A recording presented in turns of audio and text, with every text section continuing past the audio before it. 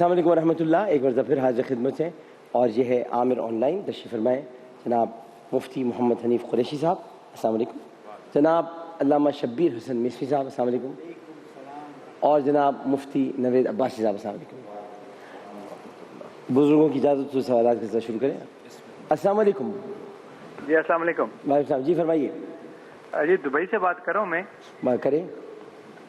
جی مجھے دو کوئزن ہے میرے. پہلا کوئزن یہ ہے کہ اگر فار ایگزامپل میرے پاس کیش پڑا ہوا ہے، لائک فار ایگزامپل ایک اماؤنٹ ہے، ٹھیک ہے جی، اس میں سے 50% میں نے اس لیے رکھی ہے کہ میں نے گھر خریدنا ہے اور جو باقی 50% ہے وہ ایکسٹرا ہے، تو کیا میں ساری اماؤنٹ پہ زکوٰۃ دوں گا اور یا پھر جو 50% ایکسٹرا اس پہ دوں گا؟ بیکاز میری نیت یہ ہے کہ مجھے نیکسٹ 6 to 7 months یا 8 months میں اپنے لیے گھر خریدنا ہے. اچھا یہ بتائیے کہ گھر آپ کو دبئی میں خریدنا ہے یا پاکستان میں؟ نہیں، پاکستان میں خریدنا ہے. کیونکہ دبئی میں تو آپ گھر اس طرح نہیں خرید سکتے، وہاں تو آپ کو قسطوں میں لینا پڑے گا. نہیں، یہاں پہ کیسے آپ خرید سکتے ہیں؟ نہیں قسطوں میں لینا پڑے گا. نہیں آپ خرید سکتے ہیں، لیکن آپ اتنے پیسے ہیں آپ کے پاس کہ آپ 10 لاکھ یا 12 لاکھ درہم کا گھر خرید سکیں؟ جی میں آن لائن ابھی بتاؤں جی الحمدللہ خرید سکتا ہوں، لیکن خرید سکتے ہیں تو پھر تو آپ کا بہت رقم ہے کہ جو آپ پاکستان میں بھی خرید سکتے ہو یہاں بھی خرید سکتے ہیں. اتنی رقم ہے پھر بھی زکوٰۃ کے بارے میں اتنا ہلکا سوال پوچھتے ہیں. لیکن بہرحال مفتی صاحب. بسم اللہ والصلاۃ والسلام علی رسول اللہ. نیت بھلے آپ کسی سے بھی پیسے جمع رکھیں، چاہے ہو کہ جی میں نے بچے کی شادی کروانی ہے، بچی کی شادی کروانی ہے، یا گھر خریدنا ہے، مستقبل میں جو بھی پلاننگ ہے اس کا کوئی اعتبار نہیں ہے. آپ کا اگر وہ جو مال ہے، پیسہ ہے، اس پر سال گزر گیا تو آپ کو زکوٰۃ ادا کرنی ضروری ہے.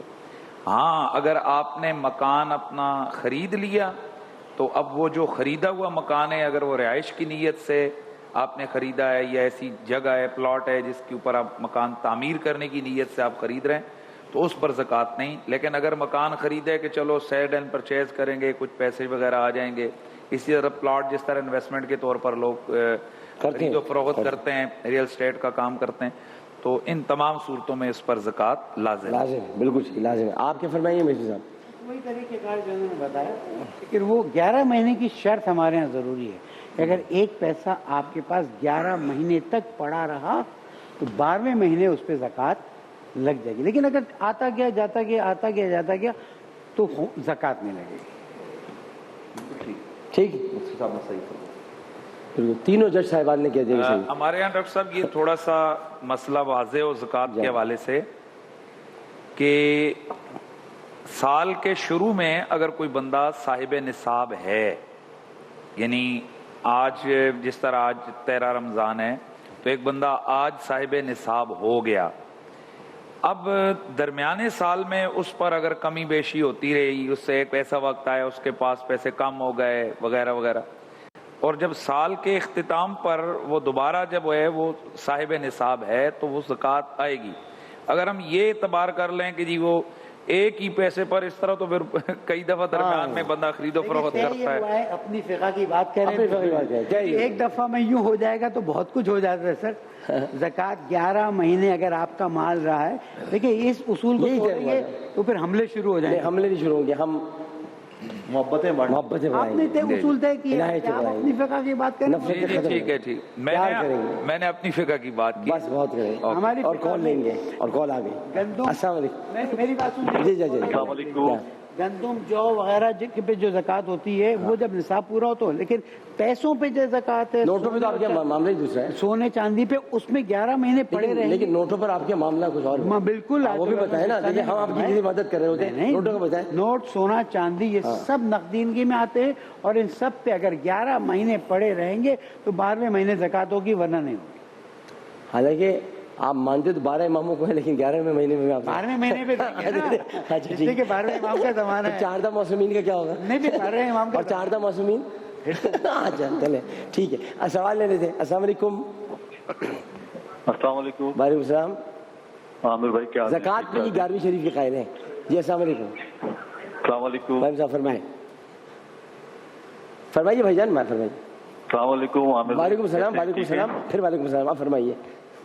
خیریت سے ہیں؟ میں بالکل ٹھیک ہوں. میرے 2 سوال تھے علماء کرام سے. جی اور مفتی صاحب سے.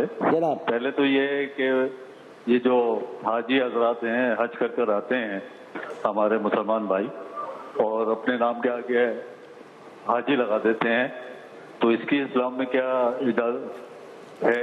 اور دوسرا یہ کہ بہت اہم سوال ہے میرے نقطۂ نظر سے کہ مطلب یہ کہ آج ہم جو ہیں وہ مذہب پہ چل رہے ہیں یا دین الہی پہ چل رہے ہیں؟ مذہب اور دین الہی، اچھا یعنی آپ مذہب اور دین کو، ظاہر ہے کہ اسلام کو دین ہی کہا گیا ہے، ان الدین عند اللہ الاسلام، تو آپ یہ پوچھنا چاہ رہے ہیں کہ مذہب اور دین کا فرق کیا ہے؟ ٹھیک ہے، بالکل صحیح۔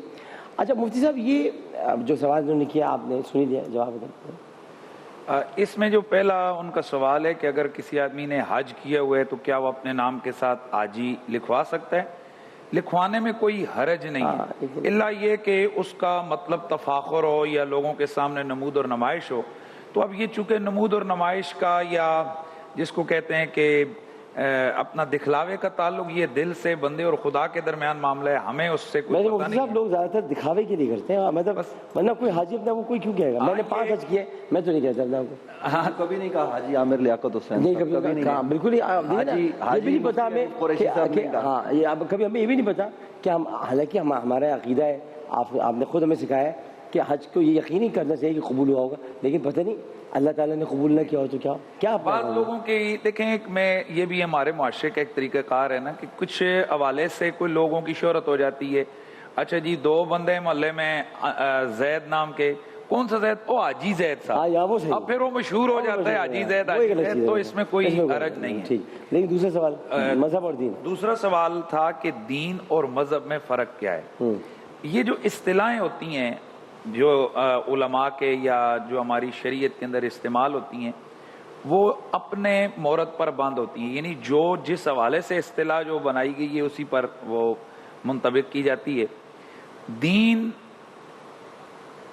کی تشریح میں جو دین کے آگے جس کو کہتے ہیں معاملات اور مسائل کے بیان میں جو رائے اور موقف ہے وہ مذہب ہے، اور ایک مکمل ضابطہ حیات کا نام جو من جانب اللہ ملے اسے دین۔ یعنی میں اس کو یوں سمجھانے کی کوشش کروں، آپ فرما رہے ہیں کہ دین ایکچولی وے آف لائف ہے کہ کیسے گزارا جائے، اور وہ وے آف لائف گزاری کیسے جائے وہ مذہب آپ کو بتا رہا ہے۔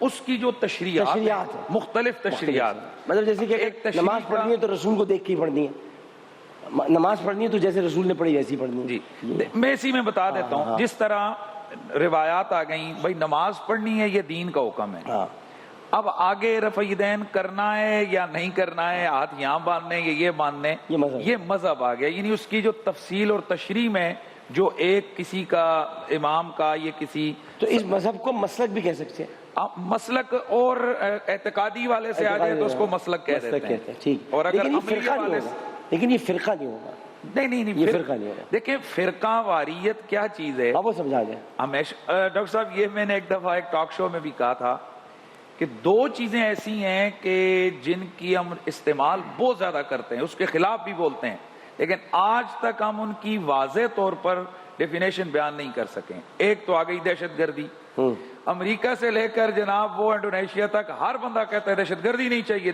او بھائی دہشت گردی ہے کیا؟ صحیح۔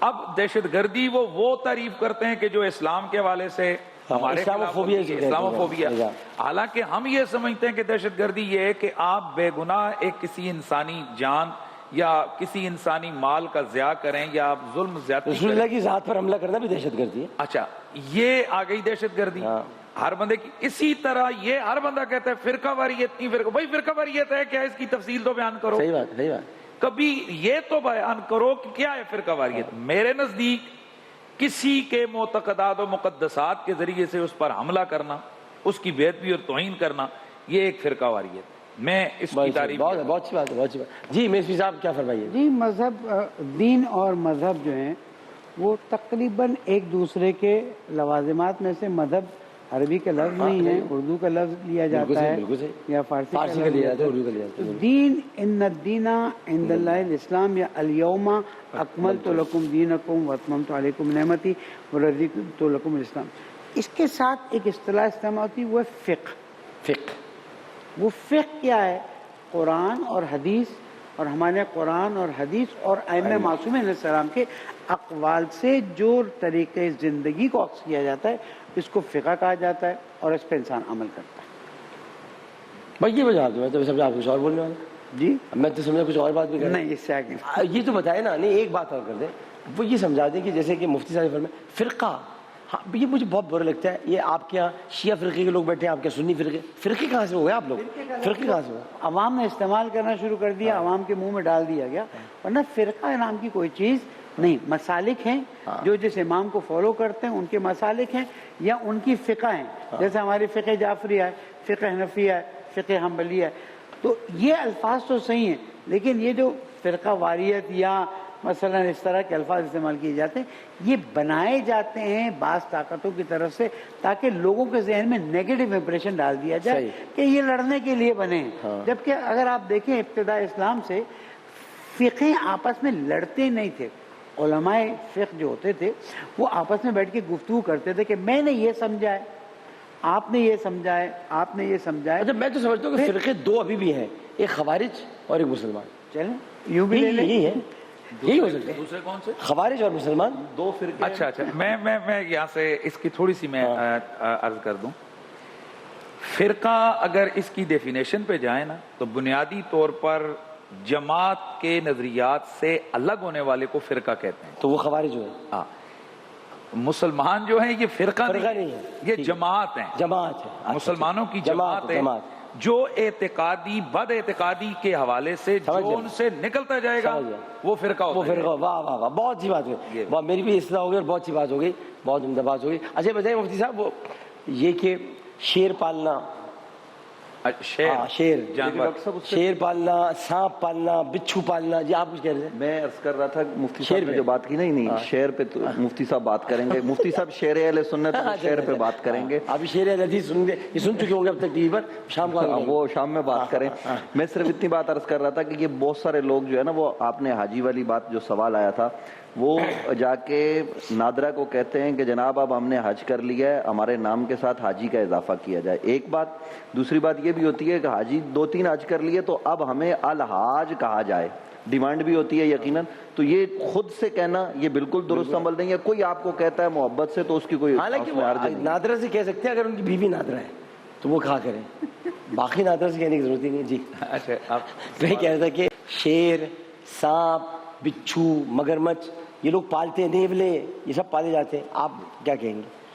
دیکھیں چند چیزیں جن سے انس حاصل کیا جائے، جس طرح پرندے پالنا، اسی طرح گلیری پالنا، یعنی غیر مضر اشیاء جن سے کوئی اذیت پہنچنے کا اندیشہ نہ ہو، جس طرح بلی وغیرہ، ان کا پالنا مباح ہے بشرطے کہ آپ ان کے حقوق کا لحاظ رکھیں، ان کے کھانے پینے، ان کے اچھے موسم. کاٹ تو بلی بھی سکتی ہے جی، کاٹ تو بلی بھی سکتی ہے، لیکن یہ جو بلی جو کاٹنا، یہ بلی کا وہ انسانی جان کے حوالے سے جان نہیں اتنا خود نقصان نہیں. وہ تو کوا بھی کاٹ سکتا ہے، وہ تو چڑیا بھی کاٹ سکتی ہے. چڑیا آنکھوں میں، بچپن میں مجھے کوے نے بہت ٹھونگے مارے. تو کیا مطلب ہوتا ہے؟ کس کا؟ بچپن میں کوے نے ٹھونگے بہت مارے ہیں، اس کا مطلب کیا ہوتا ہے؟ آپ کوئی چیز اٹھا کے بھاگے ہوں گے نا. اچھا ٹھیک ہے، آپ بھاگو کوے کا کوئی بچہ سے چک گیا ہوگا. نہیں میں چیزیں اٹھا کے بھاگتا تھا. ہاں بچپن سے اٹھا کے بھاگو چیزیں. ٹھیک نہیں ڈاکٹر صاحب، پتہ کیا ہے، بعض چیزیں ایسی ہیں، مثلا کوے یا چڑیاں پتنگے، یہ جو کسی چیز کو کھا رہے ہوں، آپ وہاں سے وہ اٹھا کر لے جائیں نا تو وہ آ کر حملہ بڑی زور کی چوٹ مارتے، یا ان کو یہ لگے کہ ان کے کوئی بچے وغیرہ گھونسلہ قریب ہو اور وہ ان کو یہ محسوس ہو کہ یہ بندہ یہاں آ کر خرابی کرے گا، پھر وہ ایک جس کو کہتے ہیں پیش بندی کے طور پر حملہ کرتے ہیں. تو میں عرض کر رہا تھا کہ اگر ان کے حقوق کا لحاظ رکھا جائے تو ان چیزوں کو آپ پال سکتے ہیں.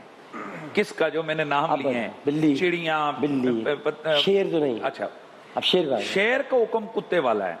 شیر ہو گیا اور کیا کہتے ہیں اس کا، چیتا ہو گیا، یہ چیتا ہو گیا.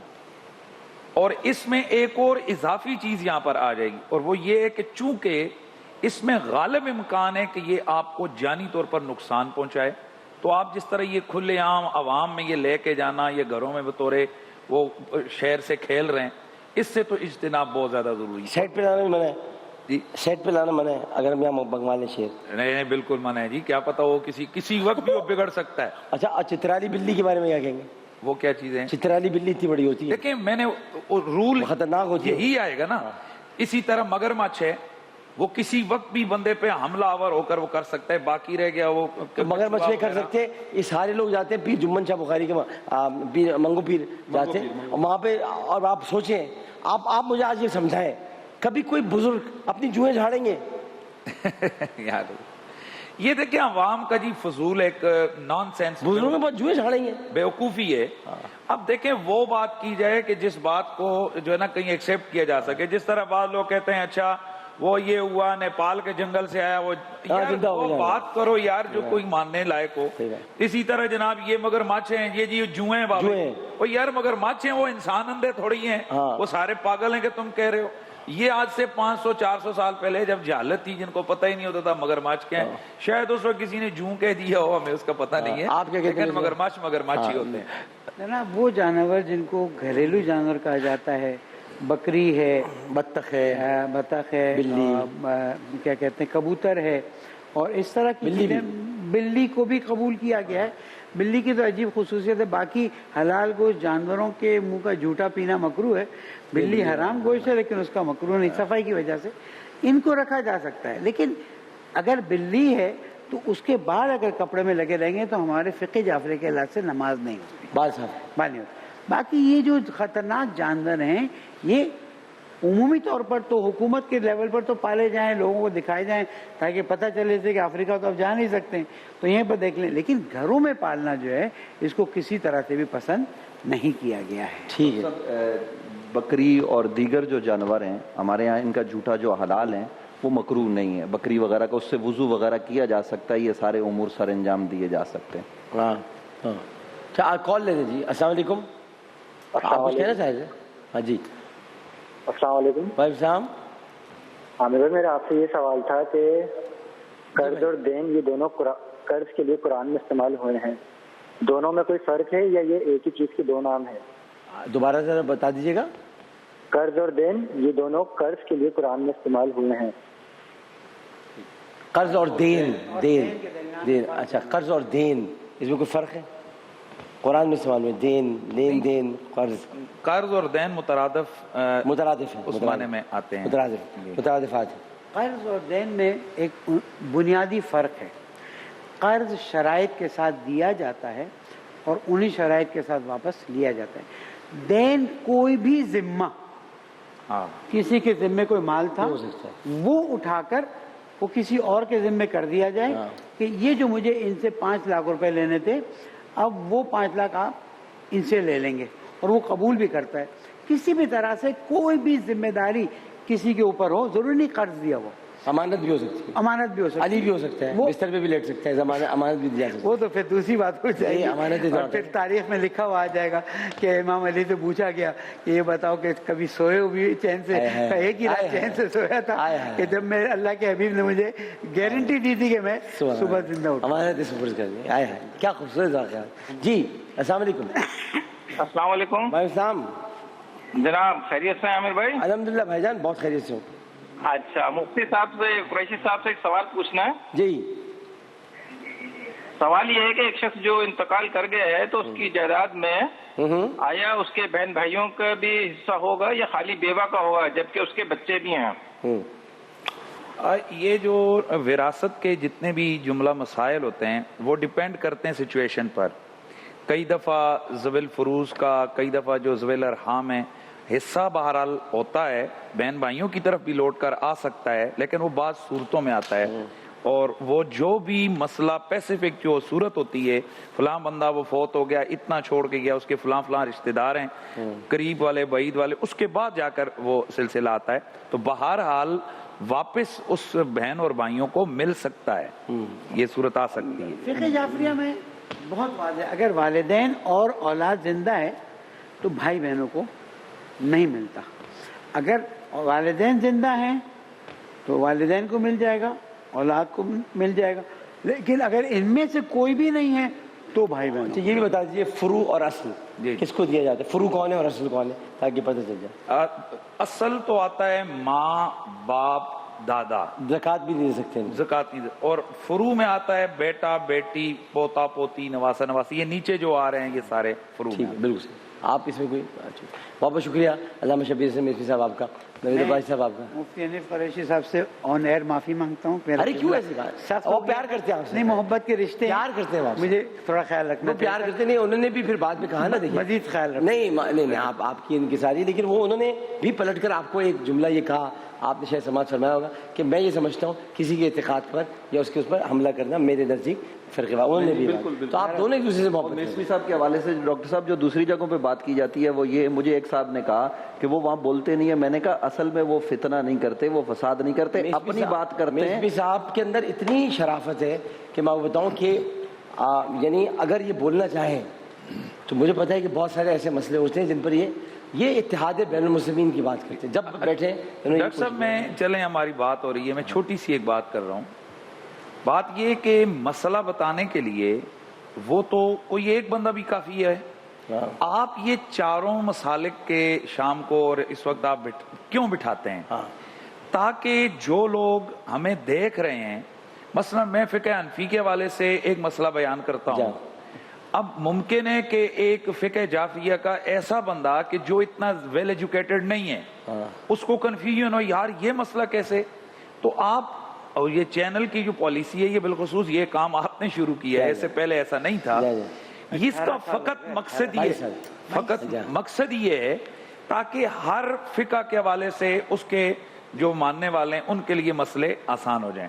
تو ماشاءاللہ میسوی صاحب کی یہ بڑی اچھی خوبی ہے کہ وہ اپنے مسئلہ بیان کرنے سے پہلے یہ وضاحت کر دیتے ہیں کہ یہ ہمارے نزدیک دیٹس مین کہ وہ اہل تشیع مکتبہ فکر کا مسئلہ ہوتا ہے. اور جنرل مشرف کی طرح ہنس کے بات کرتے ہیں. جو باتیں پتہ نہیں چل رہا ہوتا غصے میں کہ آپ میں ہنس کے کہہ رہے تھے، پھر ہماری بات نہیں کیجیے گا.